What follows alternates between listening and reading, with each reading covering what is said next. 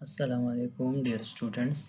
आज के लेक्चर में हम सेल के अंदर दो इम्पोर्टेंट सेल ऑर्गेनेल्स को डिस्कस करेंगे, जिनमें आज हम पढ़ेंगे राइबोसोम्स के बारे में और लाइसोसोम्स के बारे में। तो चलिए जी, सबसे पहले हम स्टार्ट कर देते हैं। This one is a cell and you know that there are a large number of cell organelles present inside the cell. तो इसमें जो आप लोगों को यहाँ पे ये ब्राउन कलर का नज़र आ रहा है बच्चे, दिस इज़ राइबोसोम। चलिए जी, हम इस राइबोसोम को सेल से बाहर निकाल लेते हैं और उसको डिटेल से स्टडी करते हैं कि सेल में राइबोसोम जो है उनका फंक्शन क्या है, उनकी स्ट्रक्चर क्या है, वो किस चीज़ से बना हुआ है, और मैकेनिज्म ऑफ जो इसकी प्रोटीन सिंथेसिस है उसको भी थोड़ा से आज हम डिस्कस करेंगे।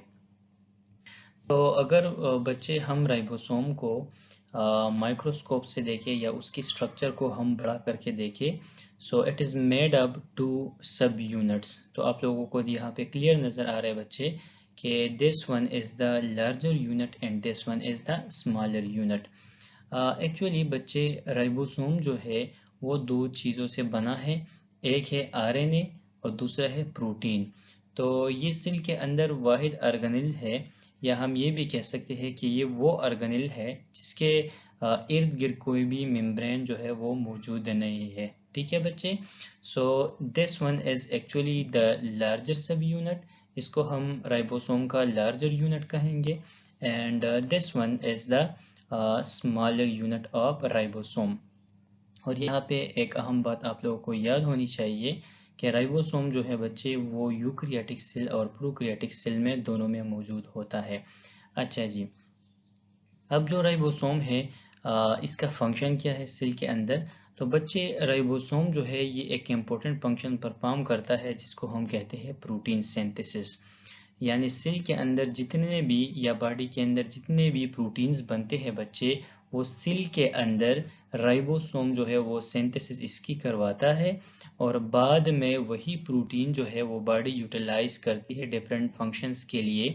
फॉर एग्जांपल इससे हार्मोन भी बन सकते हैं, इससे मसल्स बन सकते हैं, इससे जो है एंजाइम्स बन सकते हैं। इसी तरह ये सेल मेम्ब्रेन में यूज़ हो सकता है। A large number of function जो है वो प्रोटीन की प्रेजेंट है बॉडी में।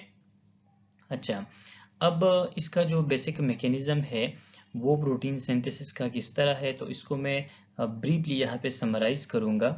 बच्चे आप लोगों को याद होगा कि यहाँ पे ये जो न्यूक्लियस है इसके अंदर हमने पढ़ा हुआ था कि इसके अंदर डीएनए मौजूद होता है। अब यही डीएनए जो है बच्चे ये अपनी एक इंफॉर्मेशन को जो है वो कॉपी करवाता है एक आरएनए में, जिसको हम कहते हैं मैसेंजर आरएनए। इसको हम क्या कहेंगे? Messenger RNA. अब यही मैसेंजर आरएनए बच्चे जाके इस लार्जर सब यूनिट और स्मॉलर सब यूनिट के दरमियान में जो है इसके दरमियान अटैच हो जाता है। सिमिलरली एक और आरएनए सेल के अंदर मौजूद होता है बच्चे, जिसको हम कहते हैं ट्रांसफर आरएनए और टीआरएनए। अब ये जो मैसेंजर आरएनए है बच्चे, इसके अंदर प्रोटीन बनाने के लिए एक ख़ास किस्म का कोड मौजूद होता है, जो ये राइबोसोम उसको स्कैन करवाता है या इसको बढ़ता है कि मैंने कौन कौन से अमीनो एसिड के सीक्वेंस को अटैच करके एक प्रोटीन बनाना है। तो इसी तरह ये जो ट्रांसफर आरएनए है वो इसी कोड को फॉलो करके different type of amino acid को उसी सीक्वेंस में जो है एक दूसरे के साथ अटैच करवाएंगे, जिसके रिजल्ट में बच्चे आप लोगों के पास एक स्पेसिफिक प्रोटीन जो है वो बन जाता है। सो इसका सिंपल मतलब ये हुआ कि राइबोसोम जो है वो मैसेंजर आरएनए के अंदर जो मैसेज है उसको स्कैन करवाता है, और वही मैसेंजर आरएनए का जो कोड है वो फिर रीड करता है कौन? Transfer RNA. और ट्रांसफर आरएनए उसी सीक्वेंस या उसी कोड को फॉलो करके different type of amino acid को जो है वो एक दूसरे के साथ सीक्वेंस में अटैच करवाते हैं, जिससे प्रोटीन बनते हैं। और आप लोगों को पता है कि प्रोटीन जो है वो एक मोनोमर से बने हैं, और एक एक मोनोमर को हम क्या कहते हैं? Amino acid. ठीक है बच्चे, so that's all about the basic structure and function of ribosome. अच्छा जी, इसके बाद हम दूसरे सेल ऑर्गेनेल्स के बारे में डिस्कस करेंगे, जिसको हम सुसाइड बैग भी कह सकते हैं, जिसको हम लाइसोसोम भी कह सकते हैं। ठीक है बच्चे, ये लाइसोसोम जो है it is a single membrane organelle. ये भी सेल के अंदर ही मौजूद होता है बच्चे, जिसके अंदर different type of digestive enzyme या जिसको हम हाइड्रोलाइटिक एंजाइम्स भी कह सकते हैं, इसके अंदर मौजूद है। इनकी फंक्शन जो है वो बहुत सारे हैं, तो यहाँ पे मैं जस्ट आप लोगों को समराइज करूँगा कि यही एंजाइम जो है उनका फंक्शन ये है कि it act as a digestive system of the cell. इस सेल के अंदर जो भी चीज़ें हैं, फॉर एग्जांपल वो खुराक है या डिफरेंट टाइप ऑफ पैथोजन है, जो भी चीज़ें उसको डाइजेस्ट करवाता है कौन, ये डाइजेस्टिव एंजाइम। और ये डाइजेस्टिव एंजाइम किसके अंदर मौजूद है, ये जो है बच्चे मौजूद है इस लाइसोसोम के अंदर। इसके बाद सेल लाइसिस, यानी ये सेल की जो है सेल को डिस्ट्रक्ट भी कर सकता है।